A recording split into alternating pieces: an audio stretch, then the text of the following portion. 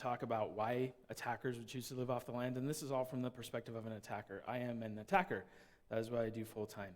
I do threat simulation, so there's a little bit on defense at the end, but not very much because I don't do that. I'm not very good at it. So who am I? I'm Kenton McDaniel. I'm a staff information security engineer. I've got some letters behind my name. There's some more that I didn't list. Those are my favorite groups of letters that I like the most. I like crypto. I love getting shells. Nothing like that dopamine hit from getting a shell. I love PrivEsk too. Local PrivEsk is so much fun. Secure application architecture, and I love cracking passwords. Recently, with Sean's help, built a password cracking rig. So, disclaimer, so these represent my views and are not necessarily shared by my employer. I'm going to be sharing some things that you could use to do malicious things. I highly recommend you don't, because you will get caught, so don't. But some of the things I'm going to share are antivirus evasion techniques and frameworks. Don't use them maliciously. You'll get caught and then you'll go to jail. So this is a very high-level overview of living off the land. I'm not going to talk about any 0 days. I'm not going to talk about anything that's new or novel, except for maybe one little quirk that I'm going to throw in. It's just a perspective of what is living off the land, why do people do it, and how you can do it if this is part of your job. So my disclaimer is that these techniques were all tested with local firewall intact on the VMs that I tested them on and the physical hosts that I tested them on. They were tested with Windows Defender, Norton Antivirus, McAfee Enterprise. And also I tested one with Kaspersky before we phased that out. And then I also have tested against CyberReason Active Probe. So these have been tested with real antivirus and real EDR solutions intact, running, and monitoring. Because a lot of you are going to look at these payloads and laugh. That's why I have this slide. So for macOS, I tested without antivirus because I didn't want to take the time to install antivirus on the macOS machine I found lying around. But I'm confident my payload would still work. In Linux, I tested it up with an up-to-date Ubuntu LTS VM with no antivirus. So living off the land. Living off the land is the idea of using in-place binaries in order to do your exploitation and your post-exploitation. So it's not just about post-exploitation, it's also about your exploitation, right? Finding a way into that machine, finding a way onto that environment by using pre-existing binaries so that you don't trigger the defense mechanisms. You don't trigger the defenders. They can't see you coming at all. Because antivirus is getting so much better at detecting threats, hackers are gravitating towards living off the land. So you used to have the early days of people were just throwing out binaries on there, right, that had never been on the machine. Signature-based detection is getting pretty good these days, and someone's always submitting something to VirusTotal. So that means your payloads get detected quicker, your signatures get up to date faster, right? Your signatures are being updated hourly, every minute sometimes. So using pre-compiled binaries on a machine is sometimes not your best approach. So living off the land includes also any pre-installed software. So if you're attacking an enterprise group that you know has a pre-installed software, use that pre-installed software to your advantage, right? Figure out who you're attacking, know what software they have, use that to your advantage. And then my idea is I want to minimize my footprint, number one, and I want to evade detection, and I want to maintain access, right? I don't want to be detected, I want to stay on that machine forever, and I do not want to leave a huge footprint on the machine. The bigger the footprint, the easier I am to detect. So, a source for a lot of living off the land information. Got two good GitHub repos here, the LOL BAS and the GTFO bins. Good repos for learning about living off the land binaries. So living off the land is all about improvising, right? You have to be able to think on your feet. You got to be able to move quickly. So Windows, I'm going to talk a little bit about Windows. PowerShell. PowerShell is still incredibly useful. Many things are detecting PowerShell usage, but you can still get in using PowerShell. CertUtil, IE-exec, Bash. I love Windows Subsystem Linux. It's fantastic. I have a whole bunch of slides. We'll get there. Love Windows Subsystem Linux so much. MS Build, C# and .NET Core. So compiling your own C# code on the fly, pushing your entire payload over the wire. Think about those kind of things, right? Your entire code flows over the wire as a string, compiled remotely on the host with different signatures every single time. That's how you live off the land, and others for Windows. So defenders are plaguing PowerShell a lot. And so the trend that I've noticed is that traditional LOL bins are getting flagged as malicious, right? Like if I'm trying to use CertUtil to download a file, it's going to get flagged a lot. Even if it doesn't get stopped dead in its tracks, it's going to get flagged. Someone's going to notice it, right? But what I'm seeing the trend is people are moving towards full .NET native code. So you talk about things like PowerUp, if anyone's familiar with PowerUp. So PowerUp's going away because everything flags PowerUp. They're like, that's a PrivS script, you can't run that. So they have things like SharpUp, SharpHound. There's this whole C# suite of tools using built-in .NET libraries that already exist on the machines, much like PowerShell already existed on the machines. So Mac OS, talk a little bit about Mac OS. I am not a Mac OS guy, but you can exploit Mac OS. So Mac script, Python, OSA script, and the list goes on. Macs have tons of built-in binaries that allow you to maintain your access and to bring more land in. And then Linux. Linux is my favorite because you can do whatever you want on Linux most of the time, unless your sysadmins really restrict down the things, and I have not found many that do. Let's just say that. I have not found many that are fastidious enough to go through and restrict down the usage of everything. Python's there, Perl's there, Ruby's there. Everything is there to allow me to expand my footprint, run things only in memory. So let's talk about our initial foothold. We're going to talk about exploits versus phishing. An exploit, for the definition of what we're talking about here, is finding something in the application or OS code that allows for unintended paths or subverting intended paths to get code execution, to get access, to get persistence, right? We're not going to talk about exploits. That's way too much to cover in this. So we're going to go for the low-hanging fruit. We're also going to talk about PrivEsc. And the small note about PrivEsc is I'm not going to talk about it much, but when you're talking about looking at PrivEscs, don't go to the kernel first. Always look for pre-installed software. Software is absolutely horrible at running with least privilege. And I say that because I was a software developer for 13 years. And I work with lots of software developers. Software is horrible at running with least privilege. That's where you look for your PrivEscs, is in your software. So we're going to talk about phishing, because that is one of the easier ways to get into a system, is by phishing. Convincing a user to open something or to visit a link that will allow you to get more access than you should have. You should research your phish, right? Everybody knows this. You got to know what software they've got there so you can know how to live off the land afterward. You need to research your people. What do they complain about on social media? People are all over social media, and it's hilarious because they complain about the frameworks and tools they have to use. Now you know what frameworks and tools they use, right? They're complaining about setting up these new instances. Now you know everything about those instances. Research your phish. Know exactly who you're going after. Social media is a gold mine for finding out how to live off the land for that particular person. Now, why do we live off the land? The bottom bullet point is the most salient point, right? There's an inherent trust level when you're living off the land, because those things are already included in what you're attacking. And so you don't have to do any extra work to bring something down and make it trusted. It's already trusted. It's already installed. It's been vetted. Now you're subverting that and using that to maintain or gain access to the machine. So again, no 0 days, right? I'm not dropping 0 days. So phishing.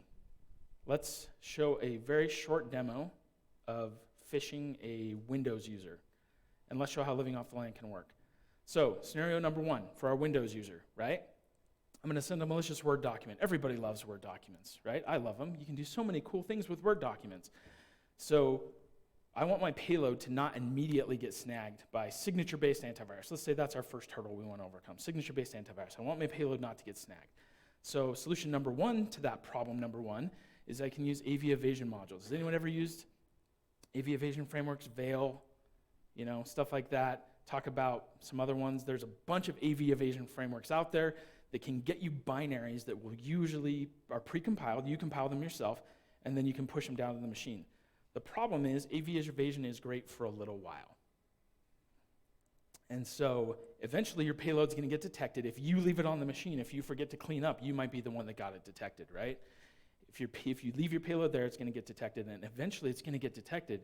So I was using 3 or 4 different AV evasion frameworks that I really loved, and recently I was attacking a Windows Server 2016 box, and every single one of them got stomped immediately by Defender.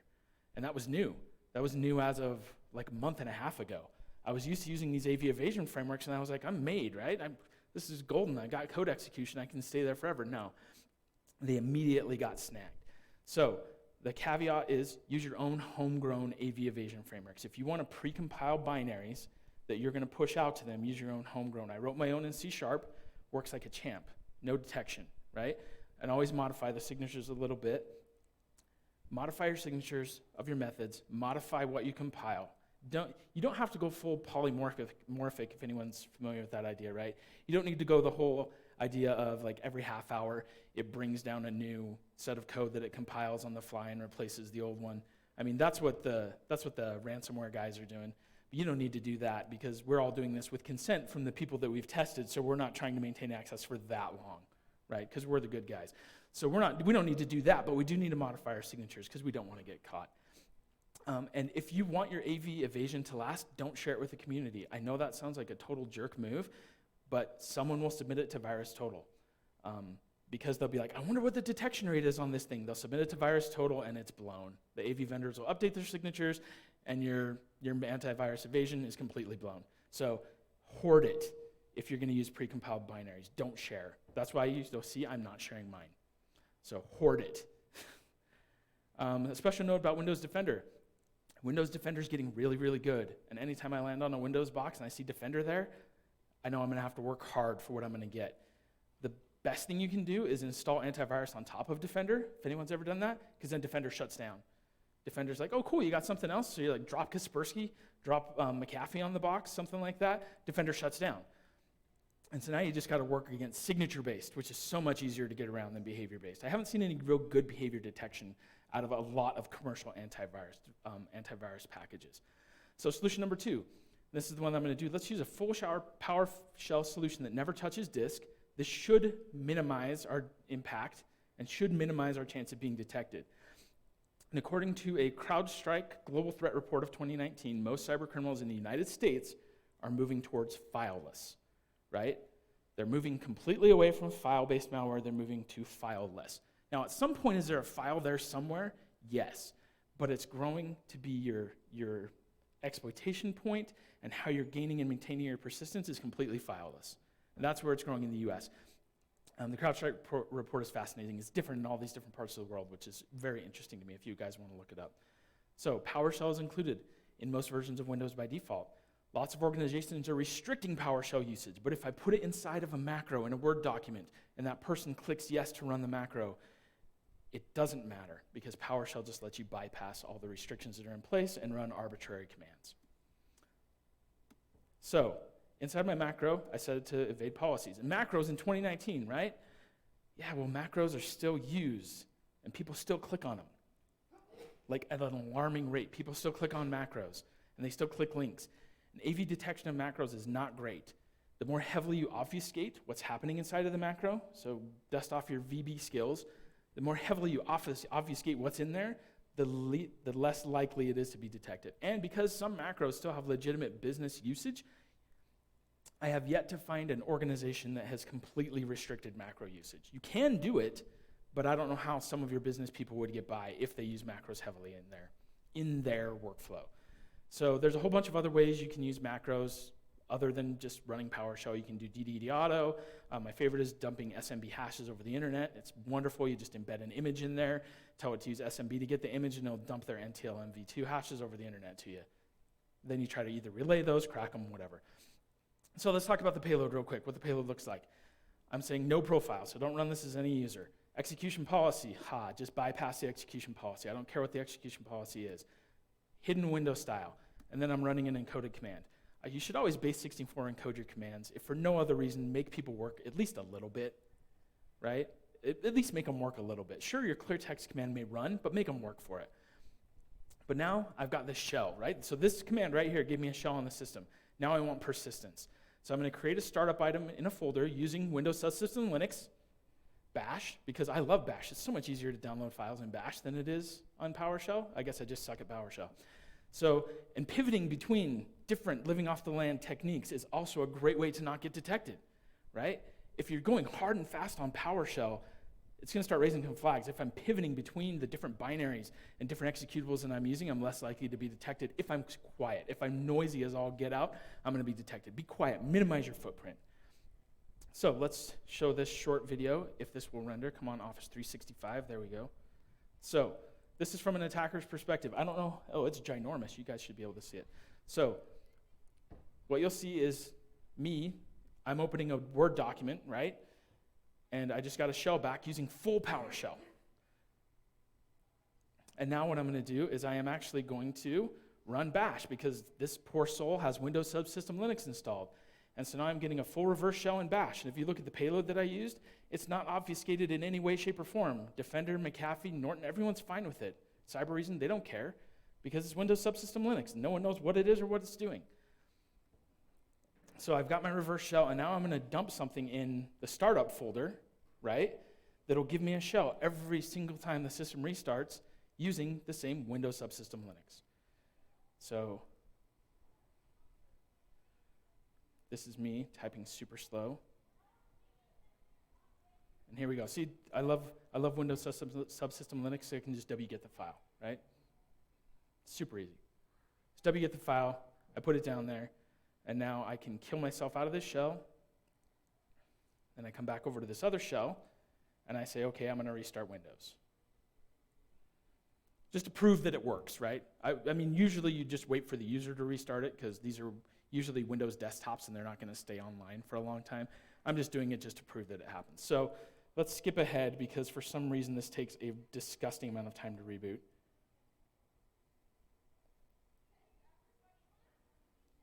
Come on. Oh, there it is. So you can see it got, wait, no, hold on. Come on. You'll see I'm going to get a hit on my HTTP server, where it's going to download my malicious startup command.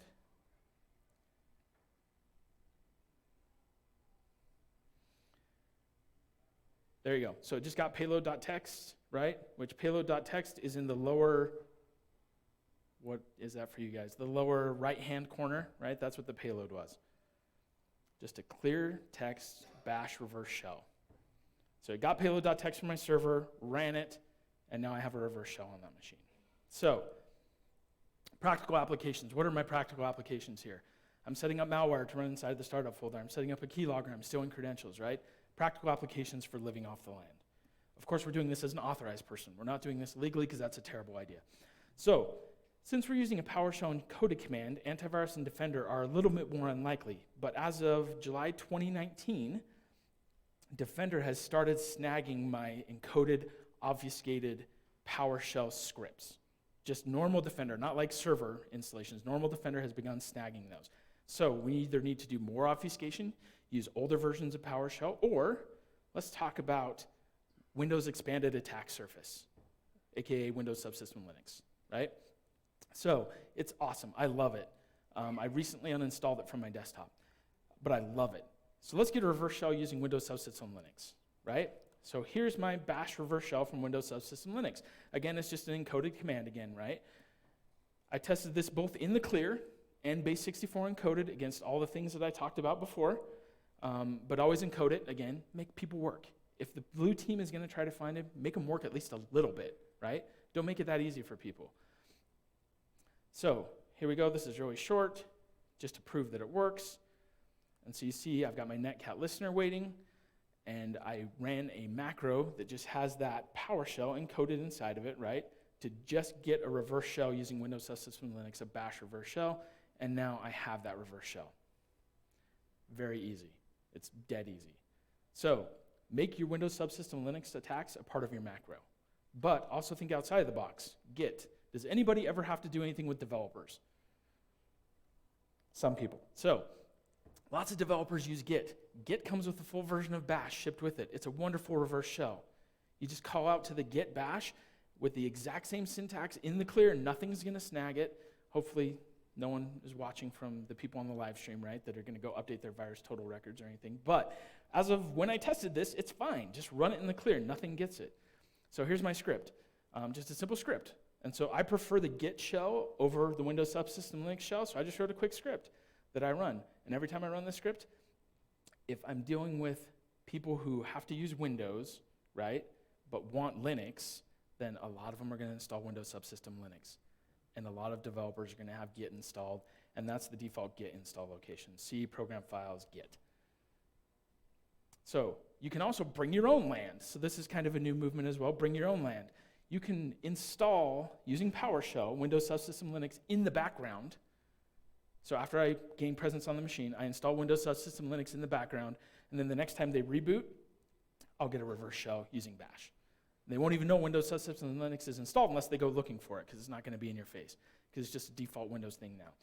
So bring it with you. And Git. I'm working on a script that's going to install Git silently in the background on any machine so that I can just get a reverse shell with Git. Bring the land with you, right? Git's a trusted application. Windows Subsystem Linux is a trusted application.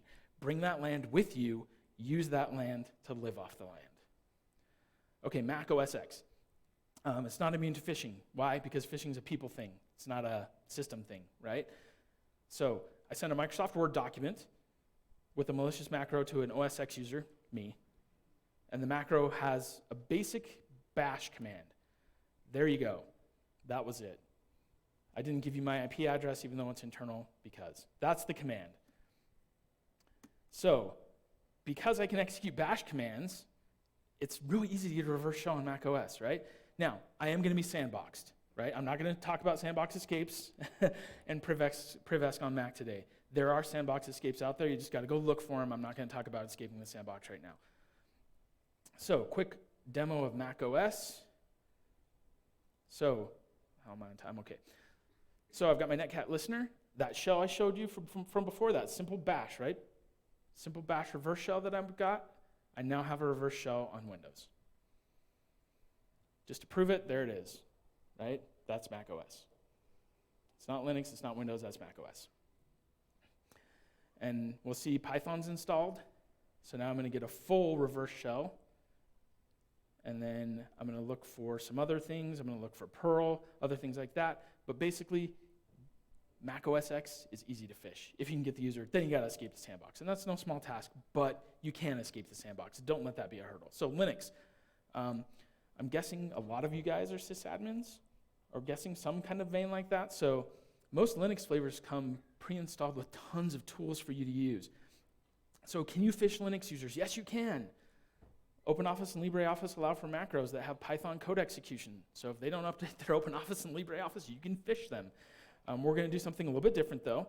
We are going to create a GitHub repo with some code, and I got to read this so I get it right, that claims to centralize dashboard visualizations for the Splunk aggregation endpoint monitor. You can tell I am not a DevOps guy. I just made something up. So we're going to get some sysadmins to install it, right? We're going to say, hey, this is going to aggregate and help you visualize all your data. Install this thing. And we're going to tell them they have to sudo it, right? Because everything has to be run as root. And then that actually happens in real life. So I didn't just make that up. It happens in real life. Right? People are putting out malware for Linux disguised as productivity tools targeting sysadmins. So it's a believable thing you could do to people. So we are going to show what it looks like in Linux. So I've got my Ubuntu VM, right? So I'm reading the README because we all do that. And then I run install.sh, and look at that beautiful reverse shell in Linux. So how do we stop living off the land? Hopefully antivirus, IDS, and IPS gets a lot better. Like I said, I'm not a blue team guy, so I don't have most of the answers for you. But what I do have is look for indicators of compromise, right? If the person who's doing it is sloppy and doesn't cover their tracks, you're going to look for indicators of compromise. You're going to look for data that's been exfiltrated. You're going to look for connections that shouldn't be there. Those are the ways you can stop this. Now, the best thing you can do is hire good incident responders and operate with least privilege. Least privilege is the best thing you can do, because if I gain access to a machine, but I can't do anything with that access because I don't have local admin, I don't have any rights, and now I have to really work to PrivEsc, you're making it difficult for me. So that's what your goal should be, run with least privilege so that if the machine is compromised, the attacker can't do anything with that information. And here's some of the things I pulled from. So Microsoft and CrowdStrike are both saying that those are recognized threat vectors.